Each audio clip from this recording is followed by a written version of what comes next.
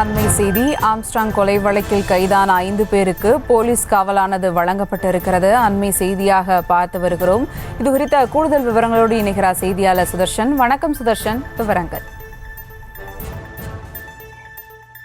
வணக்கம். ஆம்ஸ்ட்ராங் கொலை குற்றவாளிகளுக்கு போலீசார் காவல் எடுத்து விசாரிக்கிறதுக்கு எழும்பூர் நீதிமன்றமானது அனுமதி அளித்திருக்கிறது.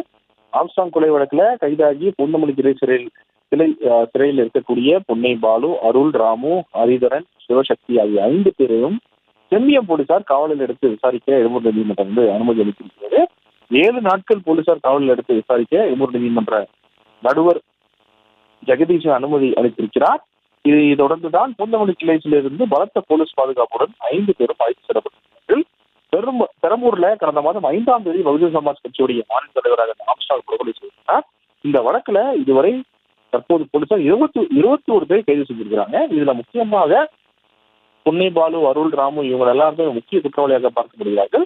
மற்றும் ஹரிதரன் இவர் எல்லாருமே முக்கிய குற்றவாளியாக பார்க்கப்படுகிறார்கள். இந்த நிலையில தான் பொன்னை பாலு, அருள், ராமு, ஹரிதரன், சிவசக்தி ஆகிய 5 பேரையுமே 7 நாட்கள் போலீஸ் காவல் எடுத்து விசாரிக்கிறதுக்கு எழும்பூர் நீதிமன்றம் அனுமதி அளித்திருக்கிறது.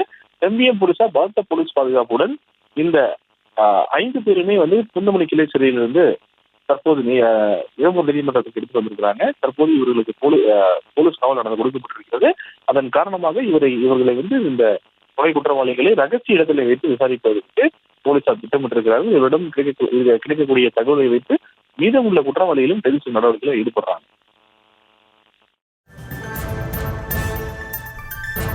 விவரங்களுக்கு நன்றி சுதர்ஷன்.